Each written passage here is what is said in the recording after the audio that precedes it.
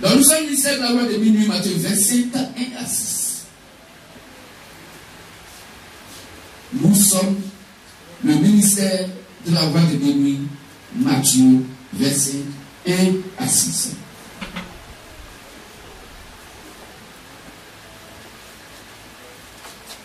Nous sommes aussi Jean 640. On va lire rapidement Matthieu 21 à 6. On va lire Jean 640. Les lecteurs, on fait un peu vite. Matthieu 25, les versets 1 à 6. Alors le royaume des cieux sera semblable à 10 vierges qui, ayant pris leur lampe, allaient à la rencontre de l'époux. 5 d'entre elles étaient folles et 5 sages. Les folles, en prenant leur lampe, ne prirent point d'huile avec elles. Mais les sages prirent avec leur lampe de l'huile dans des vases. Comme l'époux tardait, toutes s'assoupirent et s'endormirent. Au milieu de la nuit, on cria, voici l'époux, allez à sa rencontre. Amen. Jean 6, 40. La volonté de mon Père, c'est que quiconque voit le Fils et croit en lui ait la vie éternelle, et je le ressusciterai au dernier jour. Amen. Amen. Alors, frères et sœurs, voici ce que vous les Saintes Écritures. Matthieu 25 à 6. Qui est notre identité réelle, confirmée par la sainte, merveilleuse et bénéfice Bible. Nous sommes aussi Jean 6, 40. La volonté du Père qu'il faut donc avoir, faire donc sur cette terre, à cette époque, qui est l'évangile que vos âmes doivent avoir pour être sauvés. Car la volonté de mon Père, c'est quiconque voit le Fils et croit en lui ne périsse point, mais ait la vie éternelle, et je le ressusciterai au dernier jour. Vous souvenez ça? Nous sommes une partie de Malachie 4, 5 à 6. Avant que le jour redoutable de Dieu ne vienne, Dieu dit, oui, vas-y. Malachie 4, 5 à 6. Voici, je vous enverrai Élie, le prophète. Je vous enverrai Élie, le prophète. Avant que le jour de l'Éternel arrive. Oui. Ce jour grand et redoutable. Ok. Il ramènera le cœur des pères à leurs enfants. Il va ramener le cœur des pères à leurs enfants. Et le cœur des enfants à leurs pères. Et le cœur des enfants à leurs pères. De peur que je ne vienne frapper le pays d'interdit. Amen. Merci. Donc quand l'esprit Élie vient, il va jouer deux rôles. Ramener les cœurs des pères à leurs enfants, de ramener les cœurs d'Israël à Jésus-Christ qui est leur enfant, Jésus-Christ fils d'Abraham, fils de David. Abraham, parce que Abraham est le père de la foi. Or, qu'est-ce que la foi selon la Bible? Selon Matthieu 17, la foi s'appelle Jésus-Christ. Est-ce qu'on comprend mieux? Quand la foi vient, est-ce qu'on entend? Est-ce qu'on entend de la parole de Christ? Vous souvenez ça? Or, jamais dit, au commencement était la parole. La parole était avec Dieu et la parole était Dieu. Donc la parole de Christ, c'est Dieu Christ. Car la parole de Christ veut dire Dieu Christ. Car la parole veut dire Dieu. Est-ce qu'on comprend la Bible? Parce que la parole n'a pas sa parole à part. Et le Christ n'a pas sa parole à part. C'est Christ qui s'appelle la parole. Vous souvenez ça? Vous souvenez ça? C'est quoi la Bible dit? Dieu nous a donné l'intelligence pour connaître le véritable. Et c'est lui, Jésus le Christ, qui est le Dieu véritable, la vie éternelle. Vous souvenez ça? 1 Jean 5, 20 à 21. savons aussi que le Fils de Dieu est venu et qu'il nous a donné l'intelligence pour connaître le véritable. Et nous sommes dans le véritable en son Fils Jésus-Christ. C'est lui qui est le Dieu véritable et la vie éternelle. Donc c'est lui, le Dieu véritable. Il n'y a pas de Dieu, il n'y a pas trois dieux, il n'y a pas de Dieu trinitaire, un Dieu Père, un Dieu Fils et un Dieu Saint-Esprit, c'est un monstre. Est-ce que vous comprenez? Le seul Dieu qui est venu sur la terre pour manifester son plan divin est venu croiser les êtres humains dans la dimension du Père, du Fils et du Saint-Esprit. Le même Dieu a manifesté trois fonctions. En tant que Père, il a créé donc l'univers, il a créé l'humanité, il a créé tout ce qui est à l'existence. Le monde visible et le monde invisible. Il l'a fait en tant que Père, car Père veut dire donateur de vie. Je te donne la vie.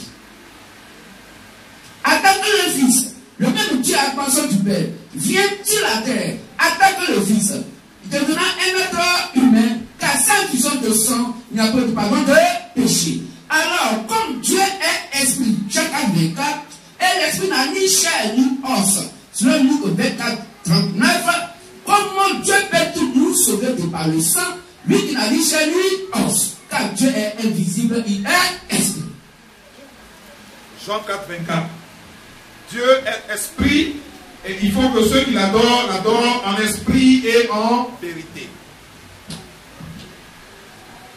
Dieu est esprit. Et il faut que ceux qui l'adorent, l'adorent en esprit et en vérité. D'accord. Or, si Dieu est esprit, quel est donc l'état de Dieu? Il est invisible. Luc 24, 39. Moi, dis ça. Luc 24, verset 39. Voyez mes mains et mes pieds.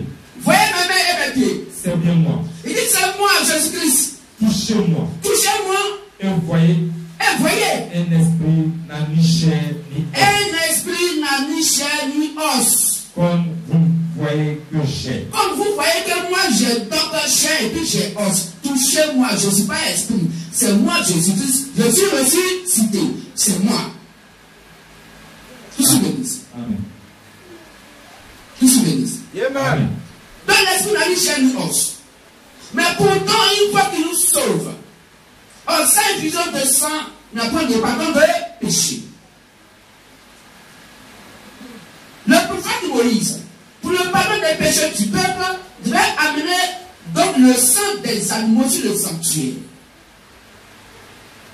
Et quoi qu'il amenait donc ce sang sur le sanctuaire de Dieu, et qu'il versait ce sang pour le pardon des péchés, le sang qui est versé par Moïse, qui était le sang des animaux, n'avait jamais éradiqué, supprimé, enlevé le péché du peuple. Le sang couvrait le péché, et quand le sang commençait donc à coaguler, à devenir noir, la couleur de Dieu remontait. Parce qu'il faut le sang pour que la couleur de Dieu s'abaisse. Est-ce que vous comprenez? Or, l'Ancien Testament est l'ombre du Nouveau Testament. Et donc tous ces sacrifices expiatoires faits par Moïse et Aaron n'avaient jamais amené quelqu'un à la perfection pour le pardon des péchés.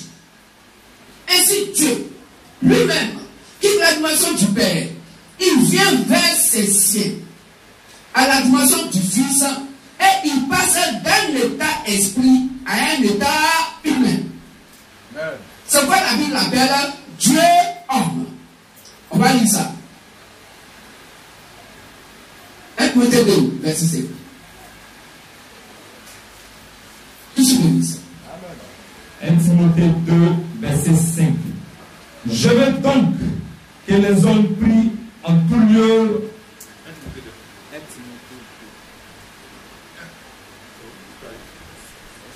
1 Timothée 2, verset 5. Car il y a un seul Dieu.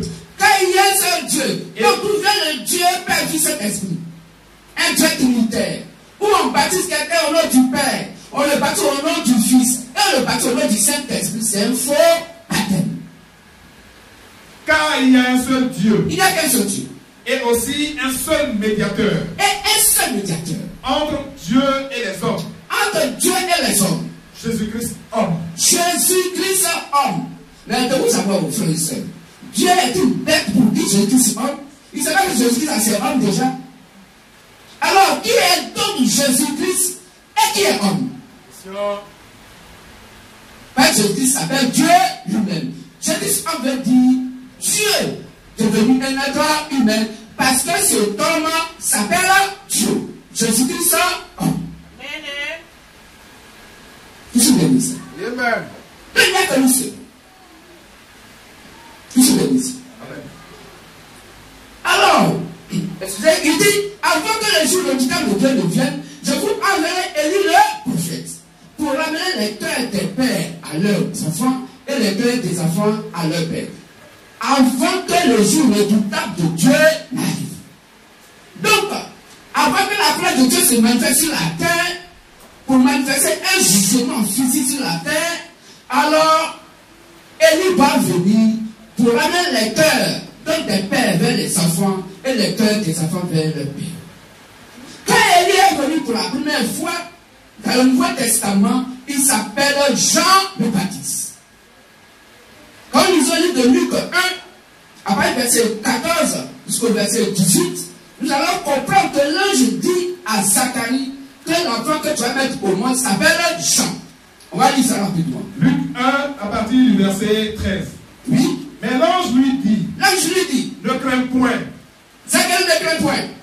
Zacharie, car ta prière a été exaucée. Ta prière a été exaucée. Ta femme Élisabeth t'enfantera un fils. Oui. Et tu lui donneras le nom de Jean. Et tu vas donner le nom de Jean. Il sera pour toi un sujet de joie. Oui. Et d'allégresse. Oui. Et plusieurs se réjouiront de sa naissance. Merci. Car il sera grand devant le Seigneur. Il sera grand devant le Seigneur. Il ne boira ni vin. Il ne boira ni vin. Ni liqueur enivrante. Ni liqueur enivrante. Il sera rempli de l'Esprit Saint dès le sein de sa mère. Il sera rempli de l'Esprit Saint dans le sein de sa mère. Il ramènera plusieurs des fils d'Israël au Seigneur leur Dieu. Il va ramener plusieurs des fils d'Israël au Seigneur leur Dieu. Ramenez donc le cœur des pères vers leurs enfants. Il marchera devant Dieu avec l'esprit et la puissance d'Élie. Donc c'est clair que Jean-Baptiste marche devant Dieu avec quoi? La puissance et l'esprit d'Élie. Donc il est l'accomplissement de la première prophétie concernant Malachie 4, 5 à 6. Ramener les cœurs des pères à leurs enfants. Vous ramenez les cœurs des pères vers les enfants. Donc la prophétie s'accomplit déjà de par Jean-Baptiste en ramenant les cœurs des pères donc à leurs enfants. Leur enfant qui est qui? Jésus-Christ. Et les rebelles à la sagesse des justes. Maintenant pourquoi est-ce que notre partie ne s'est pas accomplie? Et maintenant ramener les cœurs donc des fils vers leur père. Donc la prophétie n'est pas complète. Oh, Dieu fait ça pas pour l'exécuter. Donc la prophétie va encore s'accomplir. Dans le même esprit, Élie viendrait dans un autre corps. Oui, parce que le peuple d'Israël pensait que Élie allait venir avec le premier Élie qu'il connaissait dans l'Ancien Testament. Mais quand l'esprit Élie est venu, l'esprit Élie est venu dans un corps nouveau appelé Jean-Baptiste. Et c'est pourquoi ils ont posé la question à Jésus-Christ. Mais toi là-haut, tu dis que tu es le Messie qui va venir. Mais la Torah, l'Ancien Testament a dit que avant que le Messie, le Fils de Dieu ne vienne, et que la Vierge le mette au monde un fils mâle, Élie allait venir d'abord. Montre-nous Élie. Dis oui, votre question est légitime. Mais Élie est venu, vous ne l'avez pas reconnu, et vous l'avez donc tué. C'est Élie qui doit venir, c'est Jean-Baptiste. C'est ce jour-là qu'ils ont su que la prophétie s'est accomplie dans sa première position. Que je vous dis. Est-ce qu'on comprend mieux? C'est pour vous expliquer qui nous sommes. Mystère là-bas depuis nous Matthieu verset 1 à 6. Nous sommes l'accomplissement et la fin de la manifestation de toutes ces prophéties.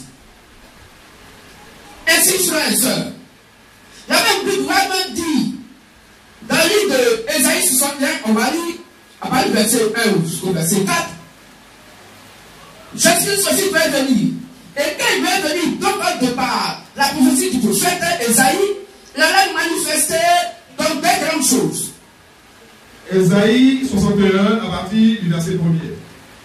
L'Esprit du Seigneur l'Éternel est sur moi. Donc le prophète Ésaïe a train de prophétiser. Et en prophétisant, il prophétise attend que le Messie allait venir. Car l'Éternel m'a oint pour porter de bonnes nouvelles aux malheureux. Pour porter de bonnes nouvelles aux malheureux. Il m'a envoyé pour guérir ceux qui ont le cœur brisé. Oui. Pour proclamer aux captifs la liberté, oui, et aux prisonniers la délivrance. Ok.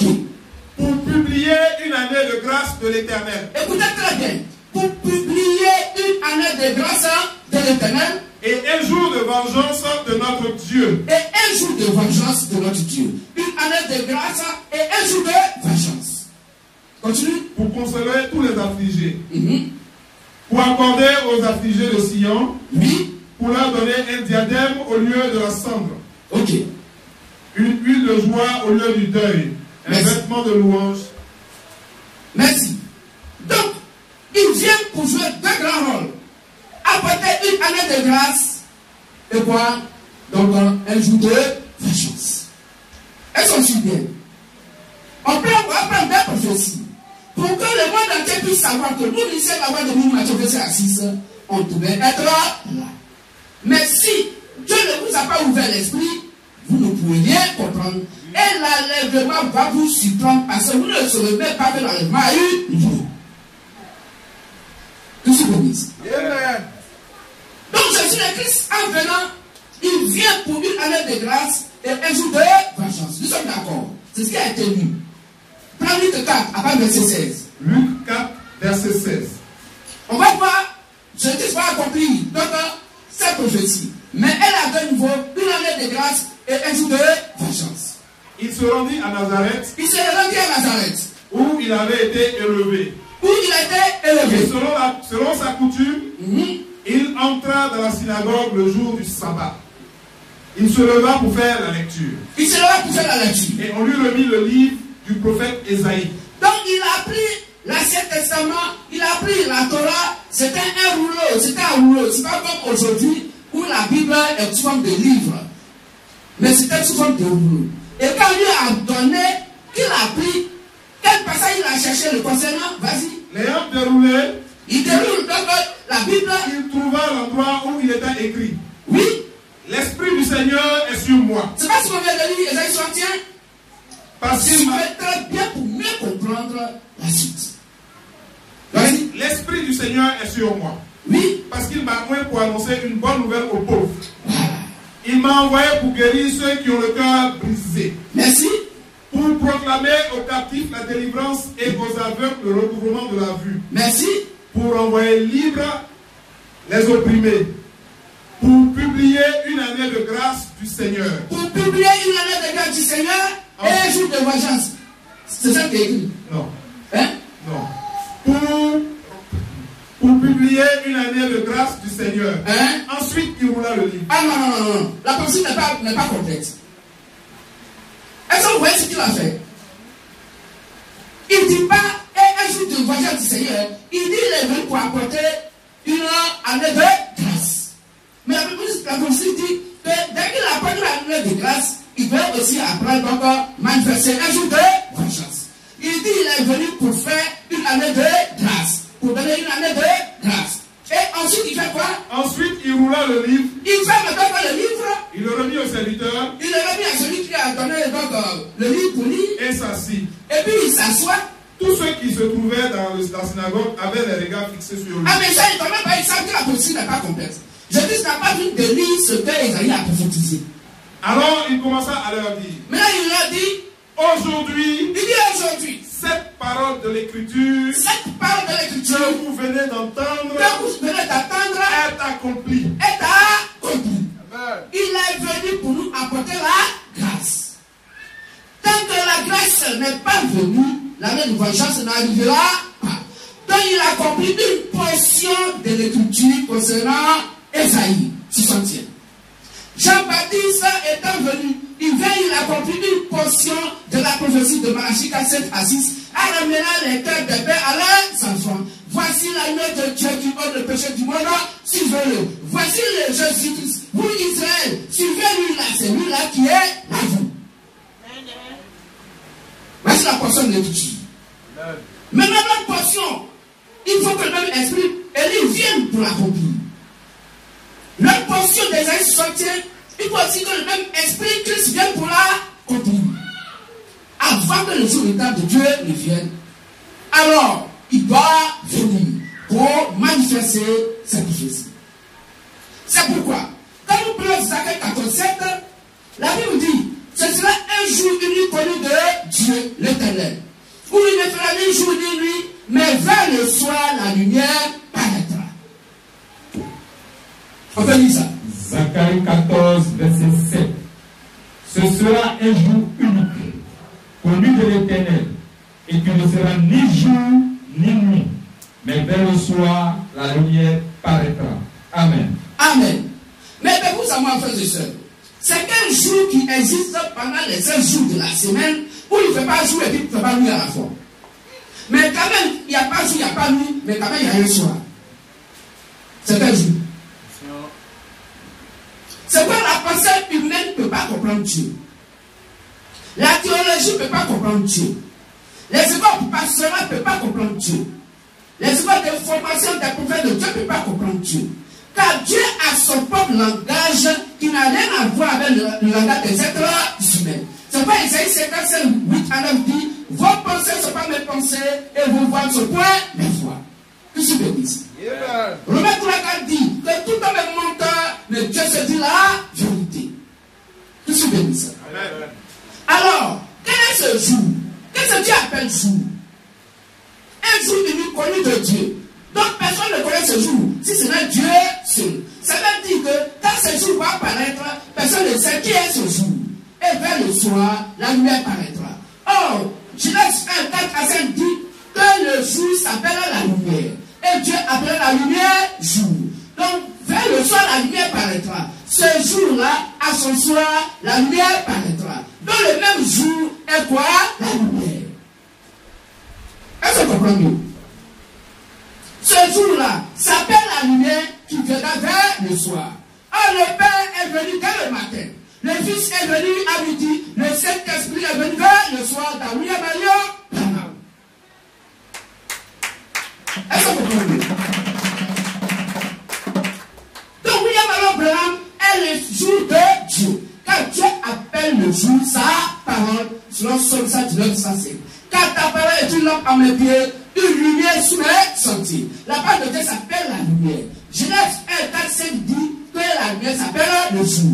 Donc le jour, c'est quoi? La parole de Dieu. Qui se bénisse. Amen, amen. Est-ce qu'on comprend mieux? Donc, avant que le jour, le temps de Dieu ne vienne, puisque c'est l'esprit Élie qui a présenté dans la première prophétie du Seigneur Jésus-Christ, à la seconde venue donc de l'esprit Christ, il faut aussi le même esprit Élie pour le présenter. C'est pas bien Marie Branham est venu pour nous présenter. C'est pourquoi les 10 vierges qui ont reçu son message sont endormies. Pour qu'au milieu de la nuit, alors l'esprit Christ puisse venir sur la terre. Étant l'esprit Christ paix sur la terre. Pour réveiller le message prêché par William Marion Branham. Raison pour laquelle, dans Matthieu 24, 36, il est bien écrit. Donc, pour ce qui concerne ce jour, personne ne connaît ce jour. Même ni le Fils de l'homme, aucun homme ne le sait. Personne ne le sait si ce n'est le Père seul. Donc, l'Esprit Christ, dans sa seconde venue, il ne viendra pas attaquer Jésus le Christ, mais il vient attaquer l'Esprit Christ, cet Esprit Christ Père. Pour qu'il puisse rendre qui est endormi dans la 10 vierges de Matthieu 25 et à 6. Voilà pourquoi Matthieu 25 à 6 est notre identité réelle. C'est ce que nous sommes venus pour accomplir, réveiller les 10 vierges qui avaient leur lampe allumée et qui étaient éteintes parce qu'elles attendaient leur époux. Et comme l'époux tardait à arriver, elles se sont assoupties, elles se sont endormies. Comment s'appelle l'époux? Ésaïe 54, verset 5. Quel époux elles attendaient? Que je bénisse. Un ministre d'État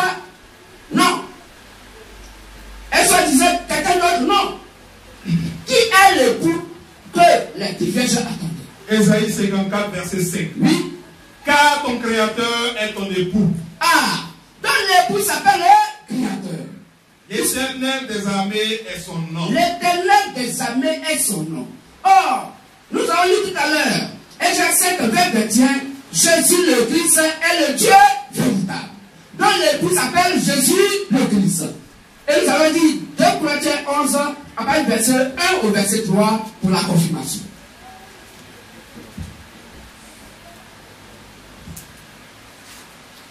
Corinthiens 11, verset 1 à 3.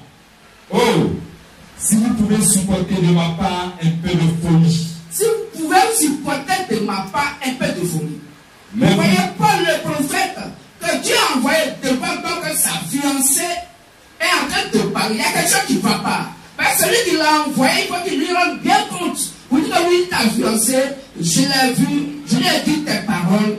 Alors, quand tu m'as envoyé pour pouvoir faire donc l'enquête, j'ai mené l'enquête avec elle. Je sais qu'elle est donc présentable. Elle est la femme idéale qu'il te faut, selon les caractéristiques que tu m'as révélées.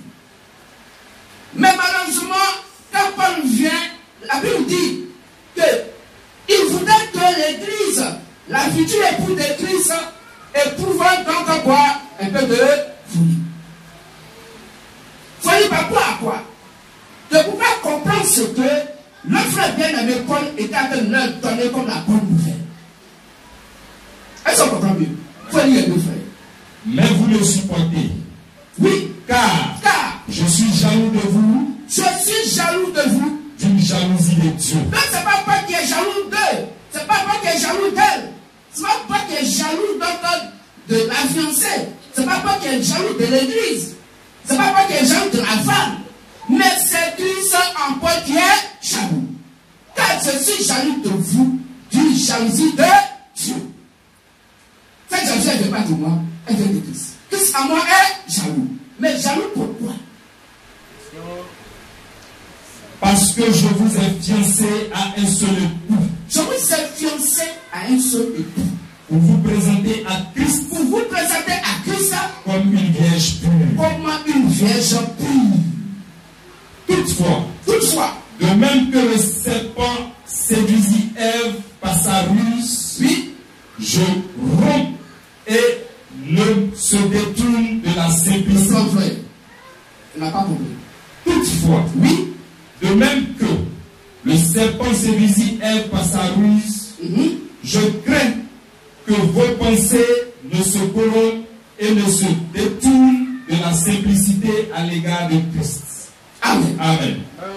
Donc il y a un problème. Ça veut dire que la fiancée à Christ pour laquelle Paul est venu, cette femme-là est aussi courtisée par une autre personne, Satan. Voici la motivation de Dieu.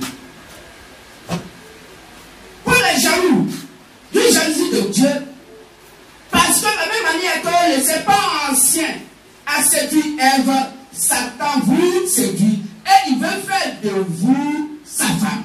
Or, vous êtes la future épouse de Christ. C'est pourquoi il m'a envoyé vers vous. Donc, écoutez-moi et laissez Satan qui est le faux mari.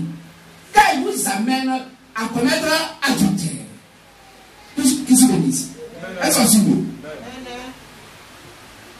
Donc, frère, nous sommes une partie de Malachie 4:5-6 dans sa deuxième partie, parce que la Bible dit dans Apocalypse 10, verset 7 que c'est quand le septième messager sonnera la trompette que le mystère de Dieu s'accomplirait. Or, William Allen Branham est le septième et dernier prophète messager, selon que le dit Apocalypse 1, verset 11. Dieu a envoyé 7 messagers pour l'église des nations, pour lui préparer pour une vierge. Et chaque athlète des nations, chaque prophète messager que Dieu a envoyé depuis Paul jusqu'à Abraham, a préparé une vierge à Christ. Parmi lesquelles il y a eu 5 folles et 5 sages. Nous sommes à l'âge de la Odyssée, le dernier âge de l'église des nations. Où le dernier prophète messager, qui est la lumière qui a brillé revient vers le soir, animé de l'esprit Élie, qui est dans notre frère bien-aimé, William Marion Branham, né en 1909, moi en 1960, c'est son message qui court jusqu'à cette heure, donc du milieu de la nuit.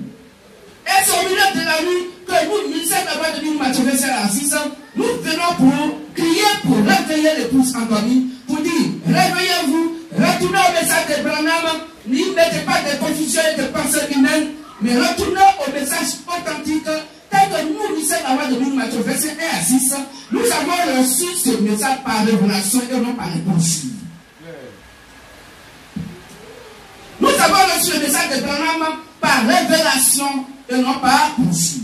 Quand la voix a crié, la voix n'a pas changé l'huile que donc les diverges avaient. La voix n'a pas changé la lampe pour apporter une nouvelle lampe. Oh, la lampe, ça parle de Dieu. Donc la voix ne changea pas l'évangile, le message prêché par Branham, mais la voix va reprendre exactement donc, le message de Branham pour que ce message puisse se réveiller dans l'épouse qui a été préparée par Branham. Qui se bénisse. Voici notre rôle que nous jouons aujourd'hui. Ministère de la voix de Dieu, Matthieu 27 à 6. Notre place dans la Bible, qui est notre identité réelle. Donc nous ne sommes pas un nouveau message. Et nous n'apportons pas un nouveau message. Quand la Bible dit que s'il y a un 8e messager qui arrive, il va à la perdition. Apocalypse 17, verset 11. On peut lire, s'il vous plaît. Apocalypse 17, verset 11. Et la bête qui était et qui n'est plus est elle-même un 8e roi. Et elle est du nombre des 7.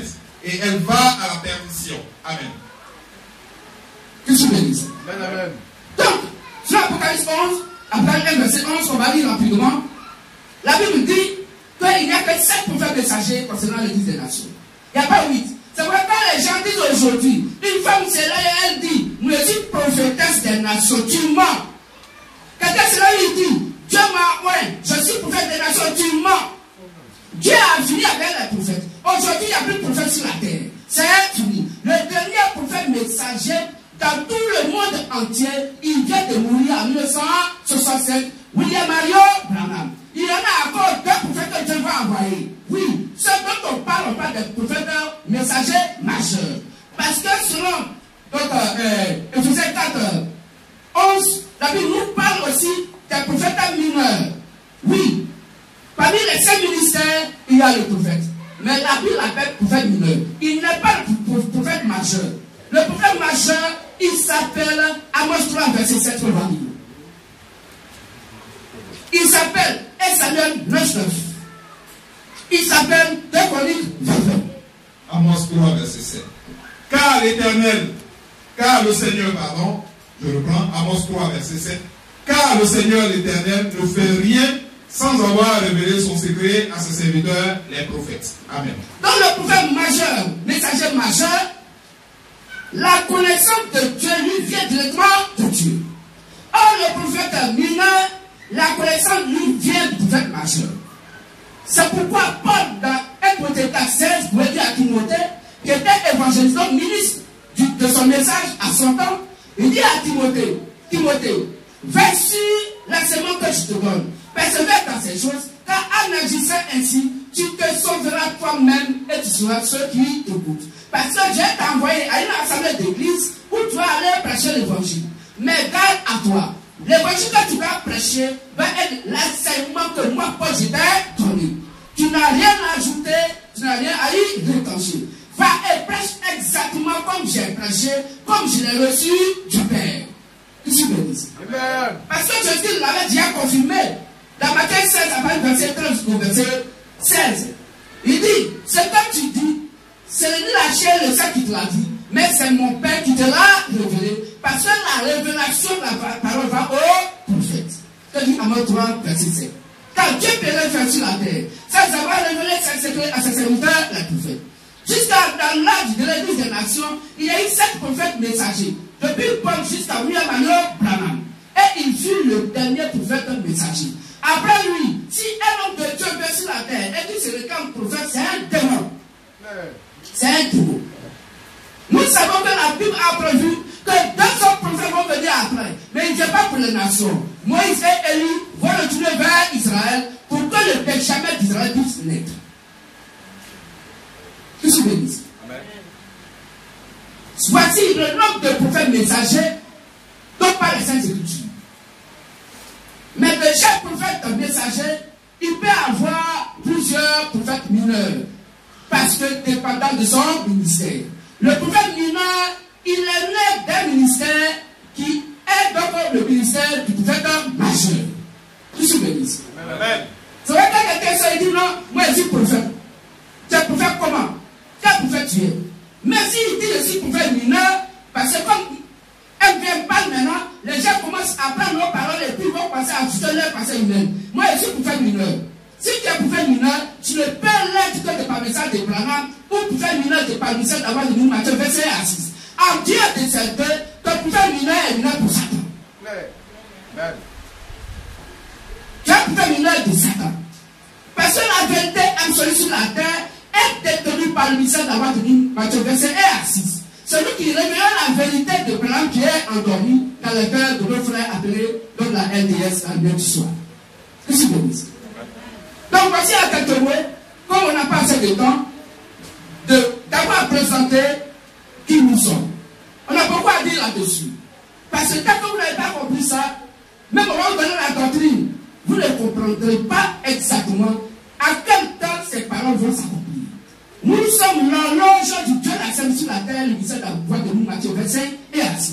C'est nous qui fermons la porte du paradis et c'est nous qui ouvrons à la fois.